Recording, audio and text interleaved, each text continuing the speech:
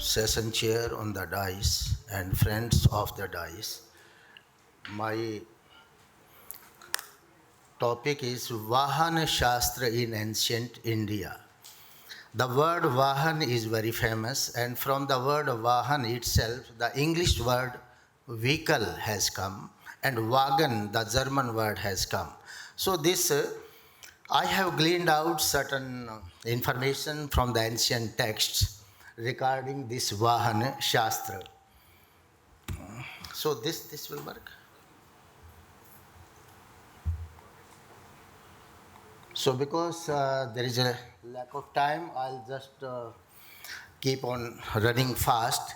We have three types of technology in Vedic system. First one is known as mantrika, second one is known as tantrika, and third one is known as a kritaka or yantrika. The mind that we have is a greatest tool with us. Either develop your mind to aid yourself, or apply your mind and develop material technology to aid yourself. So when a seer or a yogi is going to develop his own mind without going into material things, then the mantric technology develops at that stage. Because if you will study Yoga Darshan, we will find so many mentions. A yogi is able to, sitting at one place, he can go anywhere in the universe. He can check out anything. So that is the Adhyatmika science, and engineering is the yoga engineering at the level of a samprajjata samadhi. Similarly, this tantric technology is there. Tantric is also based upon the development of mind, but here the mind is not developed to the level of that asamprajjata level. There is another level of samadhi that is known as asamprajjata level of samadhi. At that level, a yogi, he attains certain divine powers, and those divine powers he can use. He can physically go anywhere in the universe without going through mind, and that technology is known as tantric. And yantric or a kritik one that we are using today, we apply our mind and to the material thing, we develop material aids. So this type of technology was there. So mantric technique, I have given certain examples. I have already told you tantric techniques, certain examples are there. This in Yoga Darshan you will find divinehood will be developed, divine vision, divine audition, divine olfaction, divine skin sensation.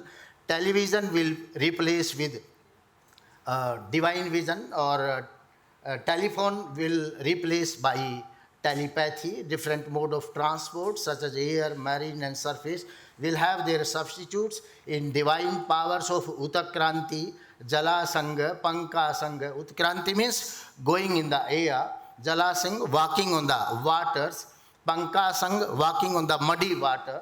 So this type of Akash, Gaman, etc. So this type of things with the divine powers a yogi can have.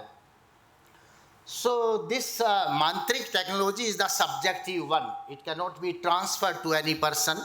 Only a yogi who has attained these powers, he can utilize it. But and similar thing is with the tantric technology. But yantric technology, it can be used as a commodity. It can be shared. It can be transferred. It can be commercialized. So there is a sanskar process of engineering there. Certain things have changed here. I have given definition of technology as per different shastras. I am not going to indulge in it. Then engineering was the technical skill undertaken by Samrangana Sutradhar. In Samrangana Sutradhar, Raja Bhoj, King Bhoj, he says that this old technique, he is talking about this yantric technology, and he says parampariyam kaushalam saupadesham shastrabhyaso vastu karmodyami dhi Samagriyam nirmala yasya suhasmish chitranyeva vetti yantrani karatum. And he further says, Yantranam ghatna nokta guptyaratham najyata vashat. In Samarangana Sutradhar, there is a 30th chapter in Yantra Adhyaya, that is known as Yantra Adhyaya. He mentions there the Vimanas, many Yantras, and he says, their technology is there with me. I am not revealing that technology, because that technology, if I will reveal, the patent of certain families, because in ancient India, there were no these multinational companies, big industrial houses were not there. Even the technology, knowledge system, whatever it was there, or Ayurveda, it used to be, practiced by certain families. So it was the family tradition. They used, certain families, they were working with the shipping industry, certain families, they were working with the Vimanas, certain families, they working in Ayurveda, astrology. So this type of system was there. That is why King Bhoj says that I am not revealing all those technologies, Guptyaratham, so that their copyright may not be disturbed. So now I am coming to that vehicle part, ancient vehicles. As I told, Mantrika, Tantrika and Yantrik. Mantrik, Tantric is very much clear. Now I'll come to the Yantrik level of vehicles. In Rigveda itself, there is a mention of Vimana, Vahana, and those Vimanas could be used in the air, on waters, as well as on the land. So, three types of vehicles they have used. And the mode of transport, as I told, in Bhrigu Samhita also he says, Jal nokaiva yanam shad bhumi yanam ratham smritam akashi agni yanam vyom yanam tadaivacha. He says, whatever vehicles they ply on the road, they are known as a rath or a yana. The vehicles that float on the water, they are known as nauka, and the vehicles they fly in the sky, they are known as Agniyana, and the vehicles that go in space, spaceships, they were known as Vyomayana. So three types of this transportation was there. Surface transport, so far the word Rath is there. Mostly the people think that Rath is this chariot drawn by horses. This is not meant in the Vedas. Rath, Nirukta, one of the Vedic scholar, Yaska, he defines Ratha, and he says, Ratho Ranghater Gati Karmanaha. That Ratha means that which moves on the land. So every vehicle, whether it is car today or train, whatever it is there, it is Ratha. And the horse that were to be used to the chariot, they were not these horses, but the horsepower meant by that. Similarly, the air transport, I have already told that this three types of things. Tripura Viman mention is there. One vehicle, it used to go in the sky, it used to swim on the waters, it used to run on the road itself. Similarly, the space transport, I have already mentioned.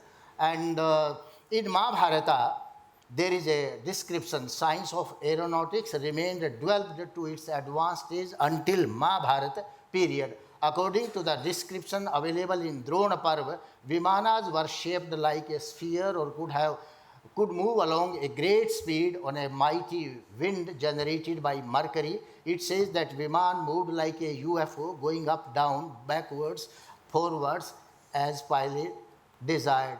Similarly, the definition of Viman has been given everywhere. In Vrihad Vahanashastra, Vaimanika Prakaran, it has been given V plus man. The machine that behaves like a bird in the sky, that is known as Viman. So, different other scholars, ancient scientists, they have also given this definition. Almost it is the same one. Then this Yantrik Kritik Vimanas, they were of 25 types. Kritik Vimanas are described of 25 types, which were named after their form, capacity, nature of the operation. Some of them may be mentioned as Tripura which was capable of moving equal and Shakun, Rukma, Saundra, this type of 25 types of Vimanas have been mentioned. Airports have also been, we find the description of airports in India.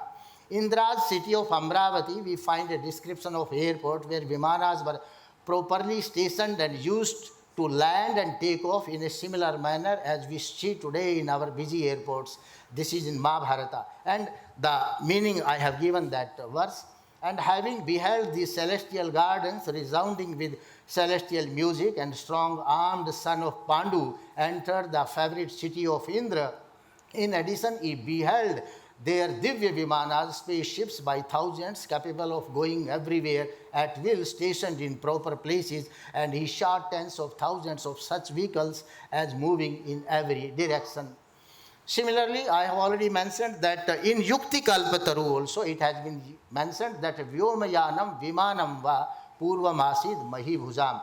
The ancient people, they used to go in the space also, and we have a certain historical reference in Mahabharata also that King Kakudmi and his daughter Revati, they went into the space, and after staying over there for a certain period, when they came back on the earth, they found that on the earth 1,000 years have passed, and their friends, they were no longer existing on the space. Then he married his daughter Revati to Balram.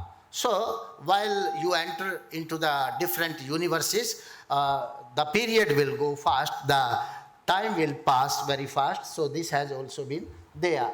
Parachutes for floating in the sky. In Mahabharata tells us that Shalav air-raided Dwaraka. Krishna cut the airplane, namely Shaubh, by his Sudarshan Chakra. Shaubh then fell down, burning. Nevertheless, Shalva remained floating in the sky. This is the situation just like the modern day parachutes. Solar powered Rashayantras, Mercury engine, were used to operate aeroplanes. This has been described in Samrangana Sutradhar of King Bhoj. He says, Laghu Darumayam Maha Vihangamam Dridha Susrishtanu Vidhayatasya Udare Rashyantramadadhit Jwalanadharam Adhuvasya Chati Puranam. So this Rasa Yantra, the mention of Rasa Yantra is there in Ayurveda, in Rasa Shastra. The Rasa means mercury. Nothing has been meant by Rasa. So the mercury operated engine powered by solar rays, it was used in the ancient period.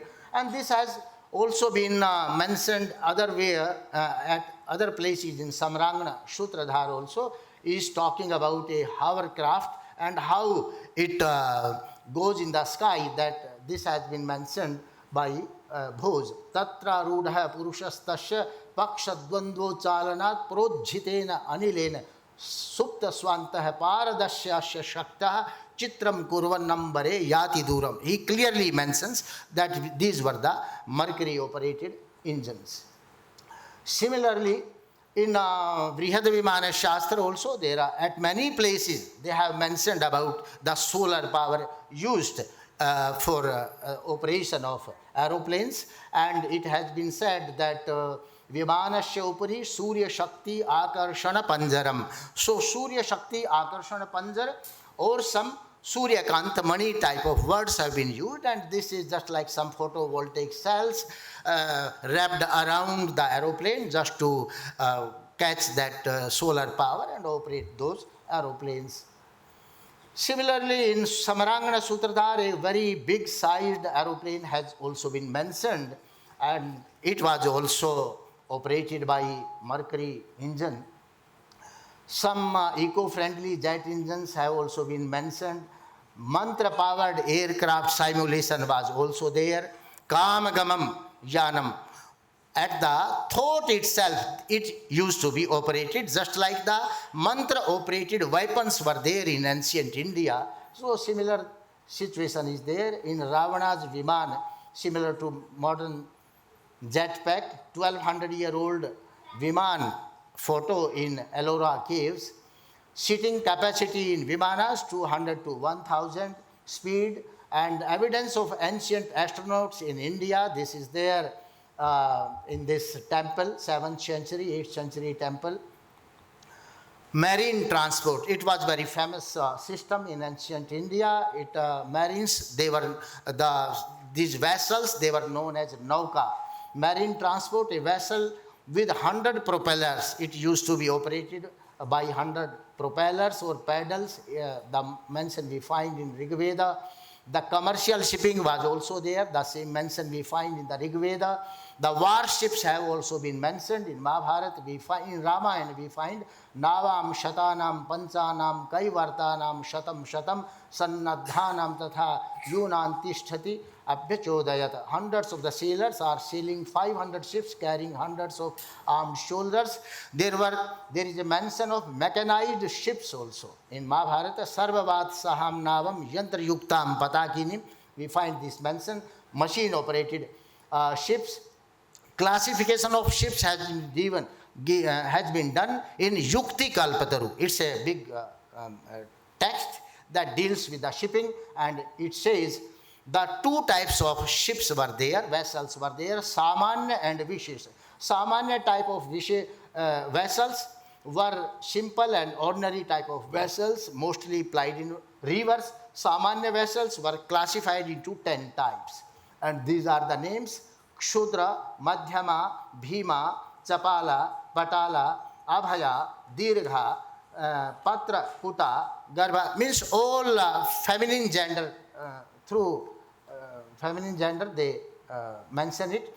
Dimensions of the vessels have also been given in Yukti Kalpataru. Vishesh type of vessels have also been mentioned there, and they are of two types. Dirgha as second one is Unnata. So, Dirgha type, all these 10 types have been mentioned, and their dimensions have also been given over there. Unnata type, 5 types are there: Urdhava, Anurdhava, Swarnamukhi, like that. And dimensions of various Unnata type of vessels, they have been also given there. Their painting and design of vessels, it has also been mentioned. The vessel with one mast was painted blue. Vessel with 2 masts were painted yellow. Vessels with 3 masts painted red. Vessels with 4 masts painted white. And there is also mention of vessels with cabins. So they were having cabins also. And Sarvatu Mandir, so vessels which were used to carry all royal things, royal house, and all these things have been mentioned there.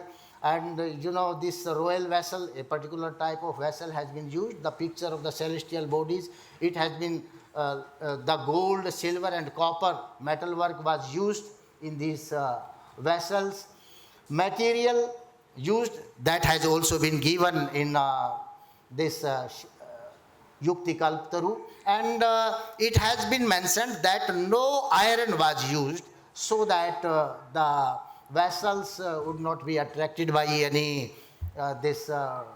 magnetic rocks. So metals were, this was not used. Even John of Monte Corvino, Marco Polo, Vasco da Gama, they have also mentioned it, that Indians were not using any iron nails in their vessels.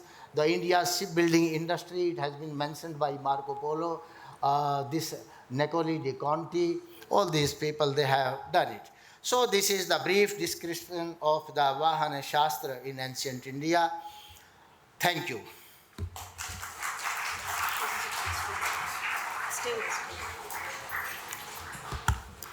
Thank you so much, Dr. Ravi Prakash Arya Garu, for your valuable speech. If you have any pressing questions, I think maybe we can have 1 or 2 questions. Any questions from anyone for the speakers? Please, yeah. Please. In one of the slides, there was a mention of materialization. In some other books I have read, it mentions 2 types. One thing is, I'll give an example. Something is materialized, a ring, gold ring is materialized on my palm. It was already there somewhere else. It is transported here. It looks like materialization. There is another topic which was not existing in that particular form, but it has materialized. So I just wanted to know what was Sir's reference in materialization. So what you were saying Sir, regarding? my doubt is related to materialization. In one of the texts which I have read, it differentiates two types. One thing is, for example, something materializes on my palm. A gold ring, for example, it was existing somewhere else. Now it came to my palm and it looks like as if it has been materialized. There is another thing which was not existing, but it got materialized, actually got materialized. Only things that exist can be materialized, and the things that do not exist in the world, they cannot be materialized. Avidyate, whatever is not existing, that cannot be materialized. It might be existing in some other form. Okay. Not exactly in the gold ring, Okay. but it got transformed and materialized in the gold ring. This is one form. Another thing is, it was existing in the gold ring form somewhere else. It got transported, but looks like materialization. That was the Okay, question. no, but in ancient texts, we find the mention that even the gold could be formed, and Yes, sir. there were a lot of experiments, and even the gold was very important metal. Even Yajkund, we are doing some certain experiments. If you put a golden rod in the Yajkund and do the Yaj, your telepathy develops. Whatever a person who is thinking about you, you will immediately come to know that somebody is thinking about you. So that makes your frequency very fast, and just like this plantain tree is there, if it is put close to the Yajkund, then the frequency of the banana or this plantain tree is from 2.5 hertz to 8.5 hertz. So it transmits the things very fast to distant things. So this was their gold manufacturing and developing from other material. It is mentioned, and it was even excavated from mines also, and different type of golds are there. When the golds were excavated from mines, they are described in different names. If it is being excavated from certain this hilly area, that is known something else, that gold is known. So there are many types of golds are also there in India. Thank you, sir. Please, I have two questions, but I'll ask only one now. You said many times you mentioned Rasa Yantra, mercury-based machine. Do we have any idea how mercury was actually producing mechanical power? Is there anywhere described anything? Actually, this is not described, but we are doing experiment. One of my friend scientists, he is doing lot of work. He has a lot of help with us, and he is trying that how the vehicles they can be run through mercury. So he says only a only a smaller part of the mercury will be enough to airlift the things and to run vehicles, just like. No, so it's not just a hand waving. If any such technique is available, we'll be world leaders. We'll make such a dramatic change. If any mercury-based machine is there, I think we should dwell on it. If this is not just saying that something is there. It's very important. For example, today, most important thing is battery vehicles, this vehicle, that vehicle. We need vehicle. And if mercury-powered machine is there, that concept itself will change the world. If something is there. The procedure has not been given over there, but it is mentioned that King Bhoj, he is 20th century AD, 2nd century, King Bhoj, Raja Bhoj. He was in 2nd century AD, and he has a vehicle which was operated by mercury. No, that's what I'm asking. Is there any idea about how mercury might be producing mechanical energy? Do we know anything about it? Or your own experiments, do we see anything, any movement has come with the mercury? Mercury, we have seen the things just like this engine, this earlier railway engines were there, that Bhap engine. It works the same way. Okay. But with a little heat. I would like to request our session chair, Professor Ramgopal Rao Garu, to present memento and shawl to our speaker, Dr. Ravi Prakash Arya Garu.